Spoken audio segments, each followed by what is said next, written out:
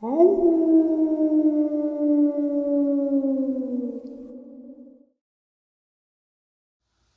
greetings and salutations, everyone. I hope everyone is still doing well, and welcome to today's bonus upload. A couple more hours until, well, more than a couple hours, but we are on our way to 12 a.m. Eastern Standard Time, Saturday Nightmares, live from New York.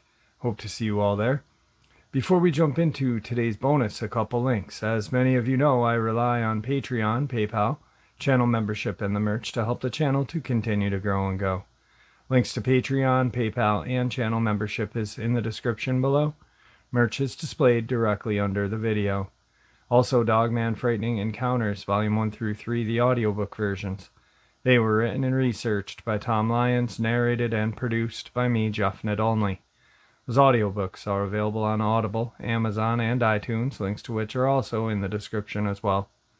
And finally, last but definitely not least, if you'd really like to help support the channel to continue to grow and go, simply subscribe. It does not cost a cent. Click the like button, takes half a second. If you don't want to miss out on any of the informative uploads I put out daily, click that bell icon, and folks, please leave a comment. Why? Well, because all of these things really do help the channel to continue to grow and go. And folks, they definitely do matter.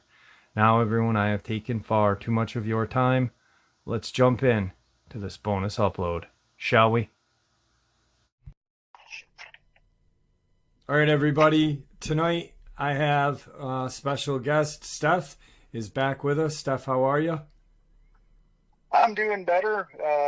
I'm out of the infusion sickness from the chemo and go do the blood work and imaging in 3 weeks and see if we've made a difference. So it's good not to be vomiting anymore.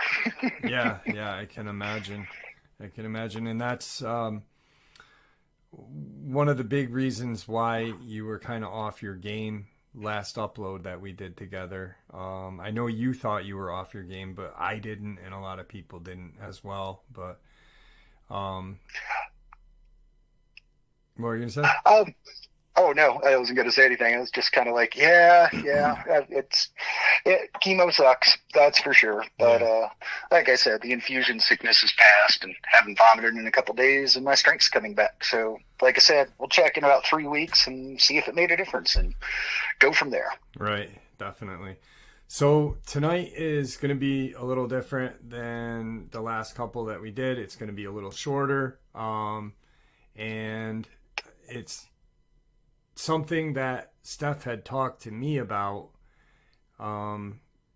probably the second time we talked, which I found completely interesting, and it has to do with eye shine. And I'm going to turn the floor over to you because you know a lot more. Your theory and ideas are a lot better than anything I can come up with, so with scientific fact behind it. So the floor is yours, my friend. Oh, okay. One thing that initially fascinated me when I started looking more into what are called cryptids was the eye shine thing, because it made no sense to me, because any light generated in the eyes would be useless for helping the eye see. It would blind the retina or just overload the eye, and that doesn't seem like it would be practical. And there could be, quote, a supernatural reason for it, but during one experience on the cleanup on the edge of a strategic reserve, which has rare earths in it, I got to see really quickly part of it. And one of the individual from something that had been tagged and bagged, and one of the individuals there is somebody I'd worked with before, and pointed out that the eyes were glowing and how they were doing it. And he pulled up the eyelids, and there's a small amount of glow under the eyelids, and these are inward facing photophores, which are cells that produce light that face into the eye. And to me, I brought that up again of like, shouldn't that blind it? And he's like, well, if like the hatchet fish and the telescope fish that have glowing eyes in the pelagic zone, that inward facing photophore is how they can calibrate their chromatophores or photophores to present lighter or darker surfaces on their body to darken their top of their body, so things looking down actually can't see them in the faint downwelling light, and lightens the underbelly so that things looking up can't really see it matching against the faint light. And since some of these things use chromatophores and photophores, that would be an active calibration instrument that has been observed in nature. Another interesting thing that he brought up is that they could be for priming. Now, it's well known that these cryptids of any sort seem to have some spectacular night vision. Mm-hmm. And if you ever use mechanical night vision or electronic night vision, whatever you want to define it as, like goggles, you can get washed out if you're on too high of a sensitivity. And so you can turn down the sensitivity, and you just do that with a variable resistor. But in the case of a inward facing photophore, if it's the middle of the night and they run across somebody and their eyes are in complete darkness mode, any light emitted by that person, or if that person's in the moonlight even, they could be washed out in a giant blur. And by putting a low level of light into the eye, you can prime the eye and increase the resolution on that person by decreasing the sensitivity inside the eye. So that will be, and it matches a lot of encounters people have had, that the eye shine does not show up till they interact with it, or if there's a light source around it, or if something's trying to disappear, sometimes they'll see the eyes before anything else.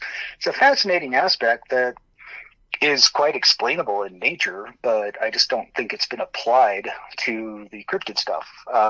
People say they're like searchlights beaming out, but then once again, that would be useless.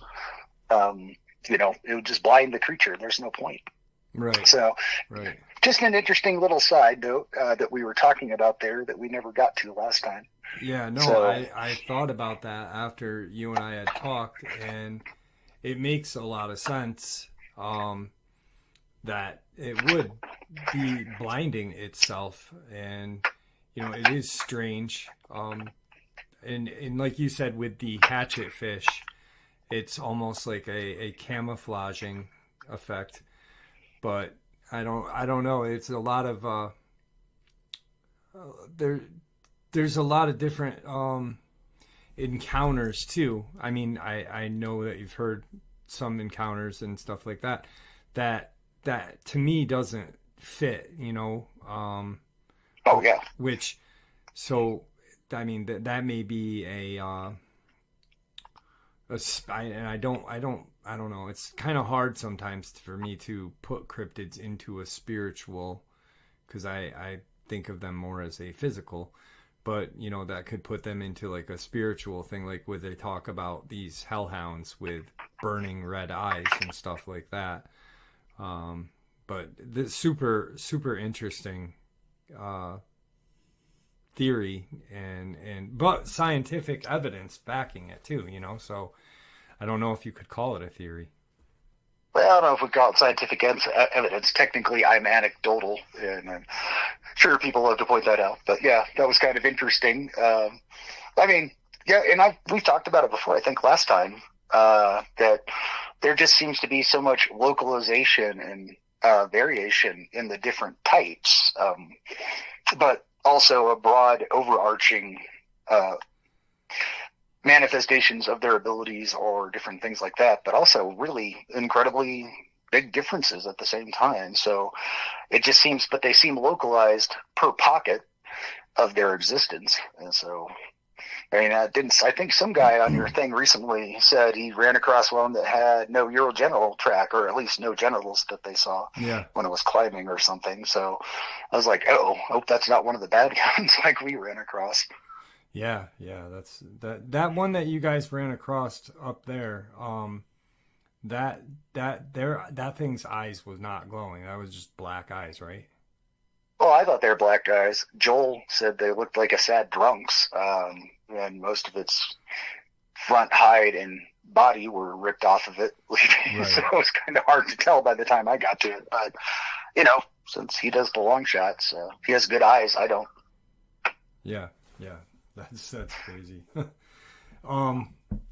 So basically there's some scientific knowledge for everyone to kind of add to your theory, and one that I never had thought of, and one that I don't think a lot of people think about is, hey, why we just think their eyes are glowing. Maybe they can see us better.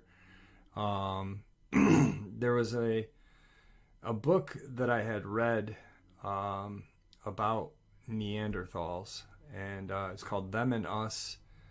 I'm not going to remember the subtitle, but something predation. And it talked about how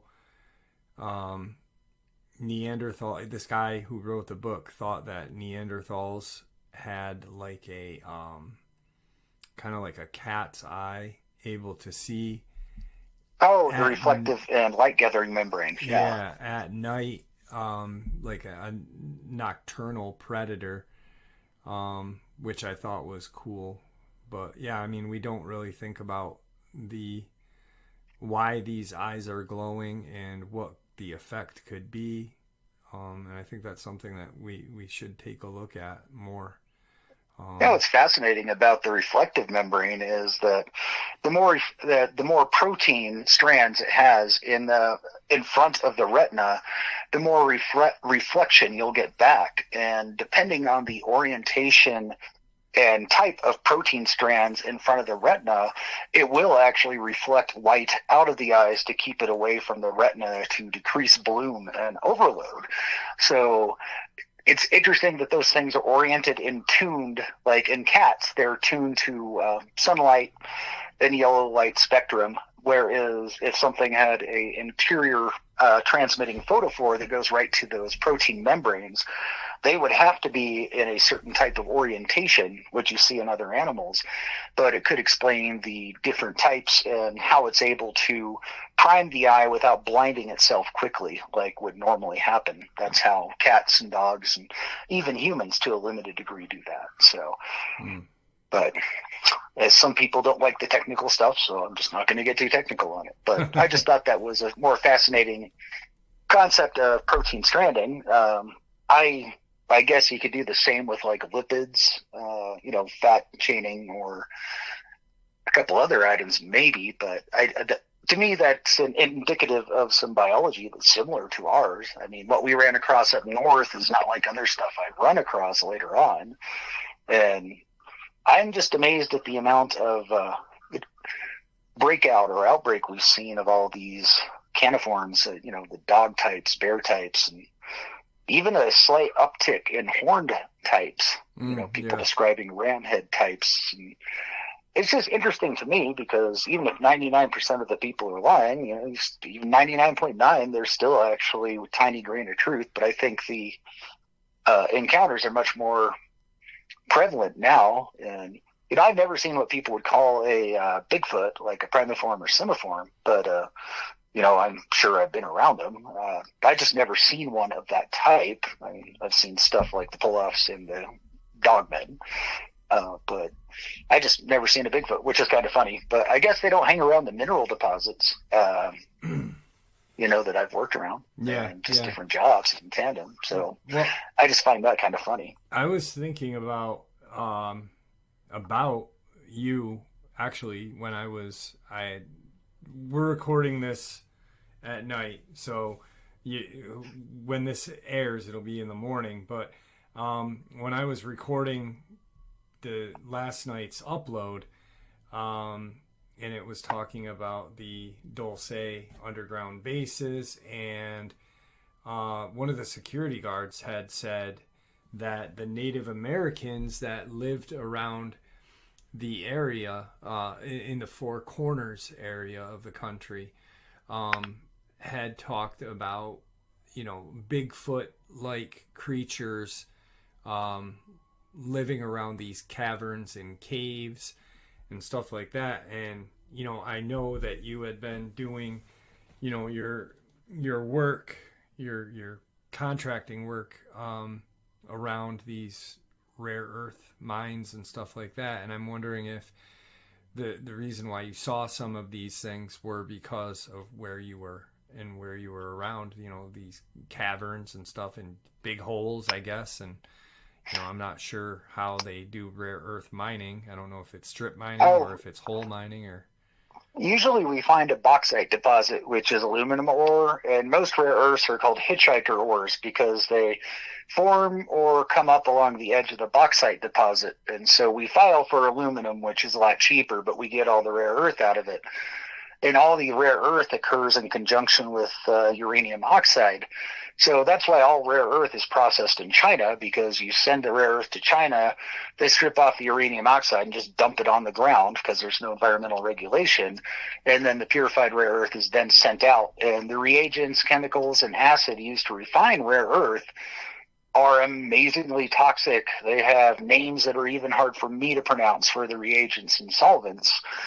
And a lot of people don't realize we're more dependent on rare earth than almost anything else, because everybody's cell phone, cash register, all the medical equipment, anything that has electronics has rare earth. Even rare earth magnets for all the wind towers. And I mean, people wouldn't buy a blood diamond, but they don't realize they're holding a blood cell phone regardless of what they got. So I find it funny how people rage on the very devices built and brought to them by people they hate. So it's just a fact of life of the supply chain. And there's a couple groups and a couple bits of electronics here and there. I mean, hafnium's a funny one because that's not an ore body. It's widely distributed, but it's responsible for us being able to make very, very small electronic parts. And hafnium's a waste product from making zircon casings for fuel rods in reactors, since they're neutrino transparent and the hafnium isn't. They pull the hafnium out to make the zircon cover on the rod, and the hafnium's a waste product at that point, but also integral to every single bit of our electronics development. So without nuclear fission, demand and all the zircon casings being made, we wouldn't have much hafnium that was a byproduct, and we'd have to actually refine it itself. So, I mean, that would 10 to 100 times the cost of all electronics right there if we had to mine it specifically. So all the different little things you learn when you're out doing all this stuff, it's just either become horribly cynical, horribly bad, or just horribly ambivalent and undecided about everything. Right. I'm trying to bum people out. It's just artifact of what we do. Sorry, just digressing. No. Now, when I had made the comment, excuse me, my throat got a little. I don't know if I'm right or wrong, but with sightings that you guys had, were they mainly around the rare earth mines or no? I'd say probably about 3/4 of them around the rare earth mines, and we've had a couple tandem operations where we are not under direct control, but working with an operation that was dealing with the other than normal or a crypted event. And otherwise, it was mostly just running across stuff and the job we were doing, because we do work in some of the most remote places in the world. I mean, like from the waste of the Sahara in northwest Sudan, all the way down in the deeper jungles. And when you go south, and I mean, like up in Canada and up in Alaska, and there are even parts of the United States.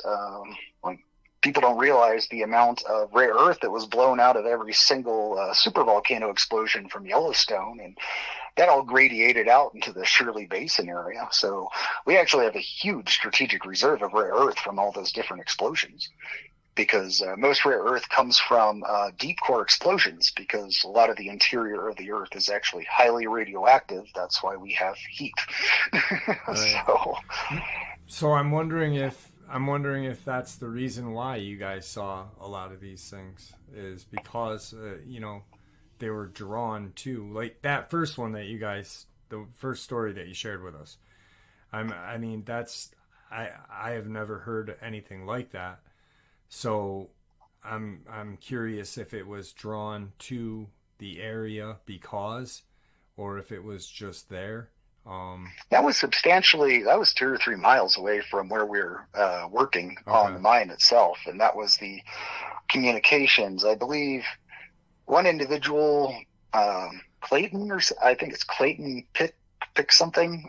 He was in the comments and he asked if we thought the squirt box attracted it. And That's my personal theory, but I really have no way to confirm or deny that or even know. But he did have a good point there, and I didn't bring that up. But yeah, he's quite correct, and that's an assumption we ran with, because I can't think of anything else. And I did send you the GPS coordinates and everything. Yep. Were you Yep. able to take a look at all that Yes. area and get Yes. an idea of the terrain? Yeah. Okay, so you see where he was situated versus where we were, and that's quite separate. Plus, that's diamonds. They come up on kimberlite shafts, so that's different. Kimberlite is much weaker than the surrounding bedrock in Canada, so the glaciers going back and forth would scrape the kimberlite down further than it would the bedrock, and so when the glaciers retreated, those areas that were weaker of kimberlite with diamonds around the edge would get filled up. So that's why almost all the diamond mines up there are in lakes.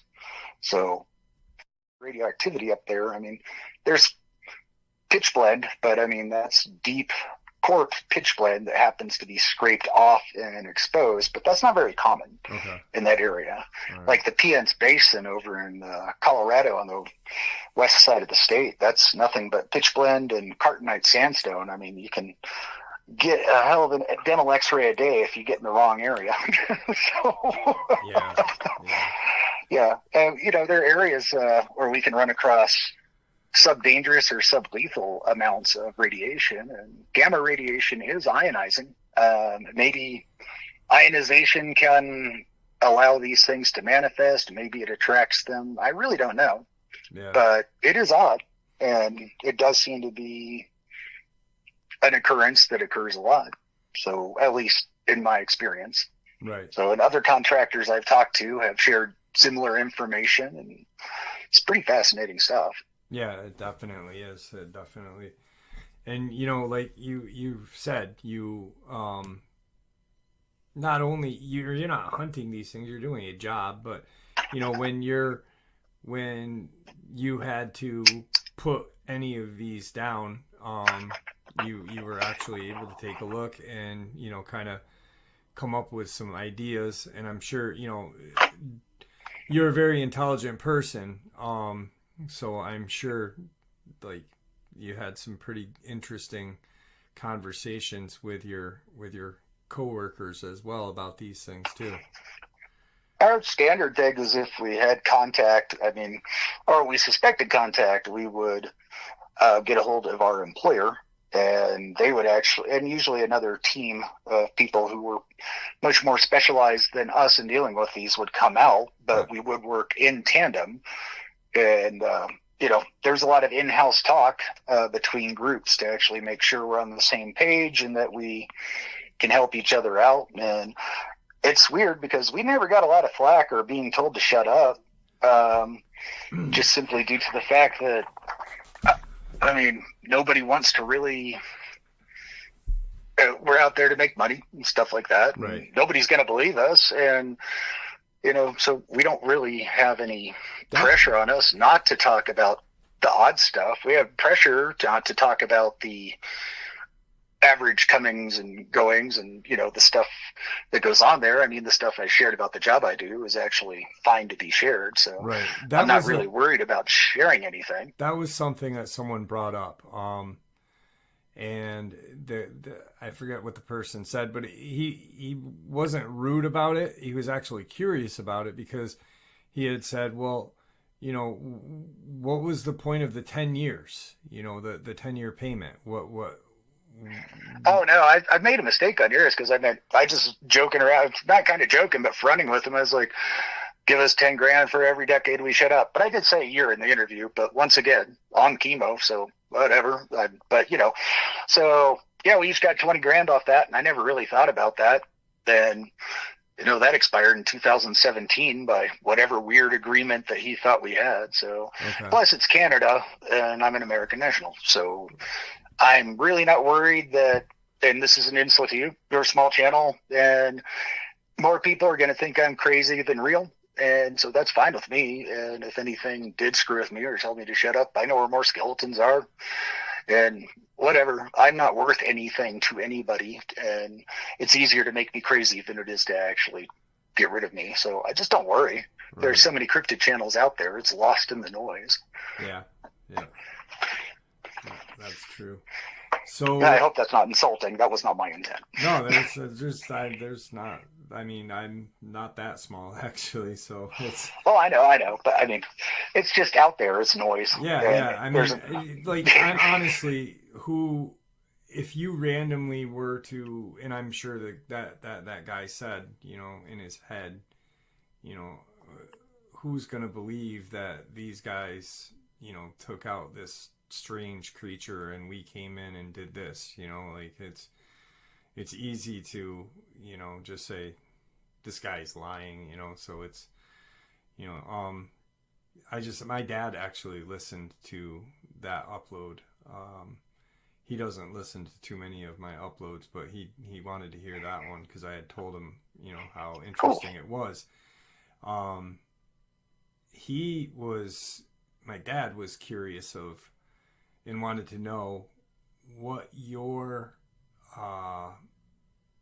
theory or idea was of why they were just chopping that up very quickly, no kind of rhyme or reason where they were cutting, and just stuffing in the kind of OSHA approved barrels or whatever they were. And oh yeah, the hazmat barrels. Yeah, and they used hazmat barrels, but it was almost like they didn't care where they were cutting. They just came in and sawed it up and threw it in, and but yet used hazmat barrels. Any theory on that and why they just did that? Well, since the body was sublimating, dissolving, or just going away, and they did put a gas in there, which looked like inert gas displacement, I've seen in labs on a much smaller scale. I assume speed was of the essence, either to preserve specimen, or they weren't wearing any respiration gear. They had contact gear on like we did, just gloves and stuff like that for handling. So once I saw they had no hazmat gear on for respiratory, I didn't worry about us. And so that's my only theory on there. It's maybe, I've also wondered why that's so hard to get any evidence of cryptids, is because conservation of matter, they can't exist here too long, or they just kind of evaporate over time at different rates. Yeah. I really don't know. I've heard a lot of stories of people who've had samples that have just disappeared from locked and secure containers. And, really? Just on radios, people are like, I had this and I can't find it anymore, or this and I don't know where it went. And I'm just like, and seeing what I've seen with that, and there does seem to be interesting that it just was dissolving on its own, and that makes, I mean, that one right there. And then I said that to my dad. I was like, I really think that this thing was from a different, an alternate universe, so just a whole different plane of our Earth that just somehow it snuck in through the back door, and because maybe that's exactly why it kind of dissolved like that. It was it was just with no organs or anything, and not organs to say of, but you know what I mean. So I mean, that's probably the best answer that you could give on that one, is because it wasn't from here. How many other things die on Earth that just dissolve right in front of your eyes?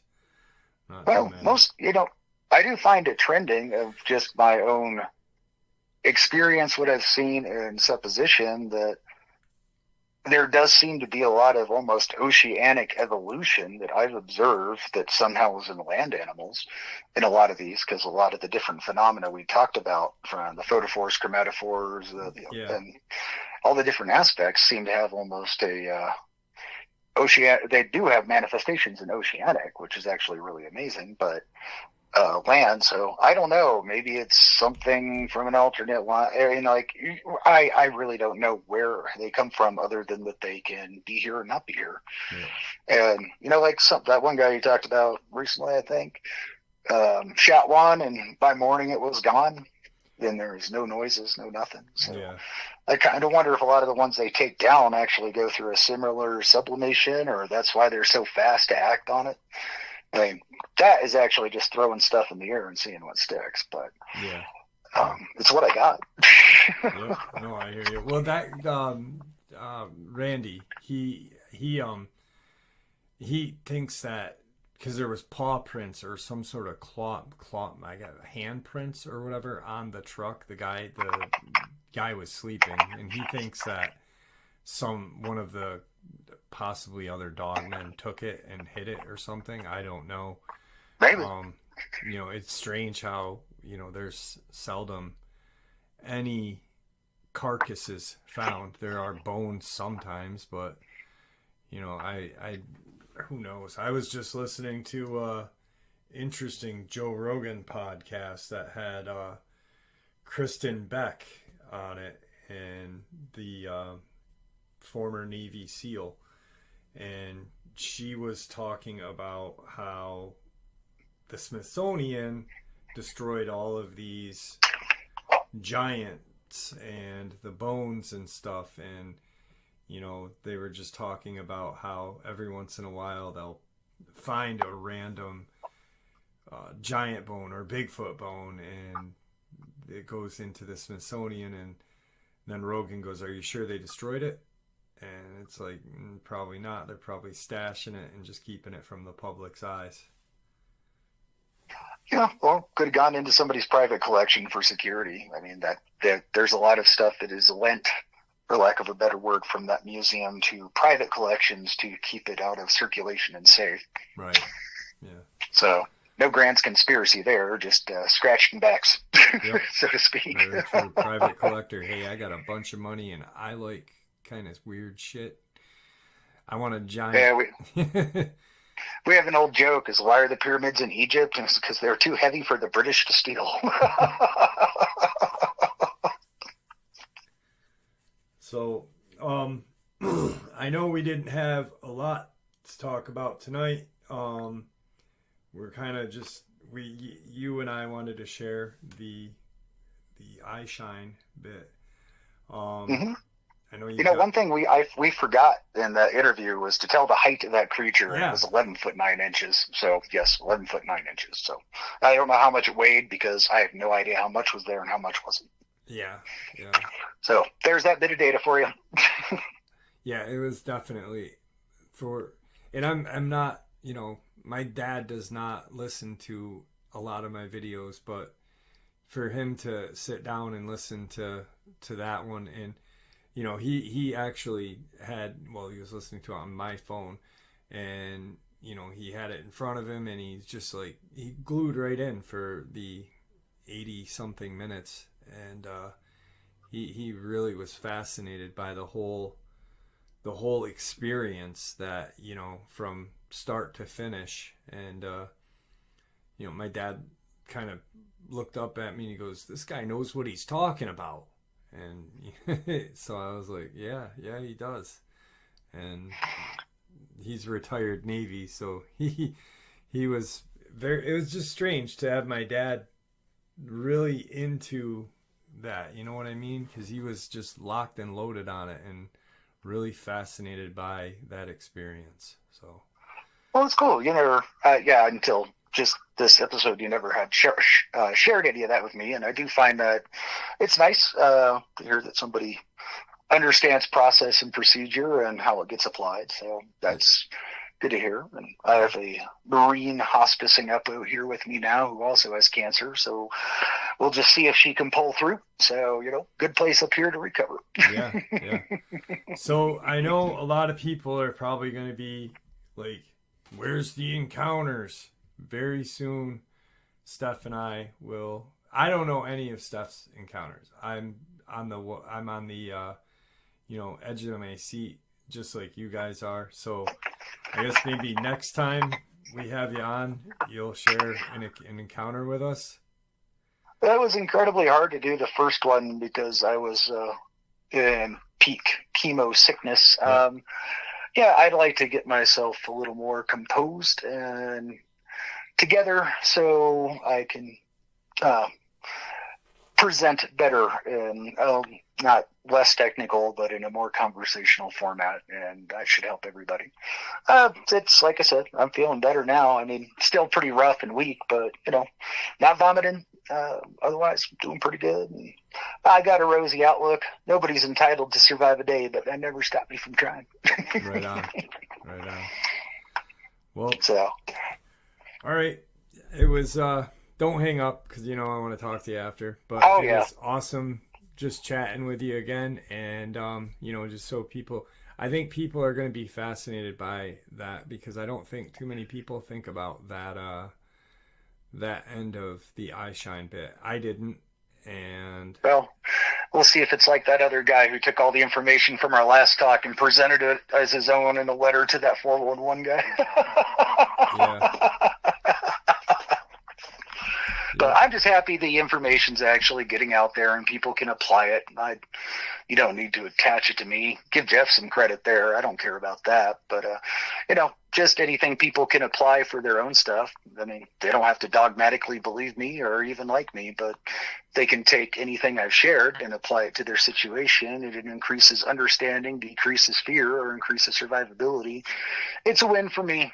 Yeah, I think the one thing that you keyed on right there at the end was the survivability is, the fear and survivability is probably the key factor, especially how it just seems, and you pointed that out, it seems like all of these experiences and encounters are popping up more and more, and survivability is the most important part, I think. So yeah, I've seen fear kill more people than bullets. Very true. Right on. Well, I'll hang on and I'll catch everyone else up later. Good to talk to y'all again. Thank you. Thank you. Well, there you go, folks. A bonus I hope you all enjoyed. I'd like to thank you all for supporting the channel. It is, after all, your support that keeps this channel growing and going and what gives people a chance and a place to share their experiences and theories judgment-free, just simply treated with the respect that we all deserve. Everyone, please stay safe, happy, healthy, and ever vigilant, keeping an eye on our children, pets, family, and friends. These creatures are real. They are out there and dangerous. Share this information with the people you love and care about, and it may just help save their lives someday. Until next time, never stop asking questions, never stop searching for the truth, and God bless.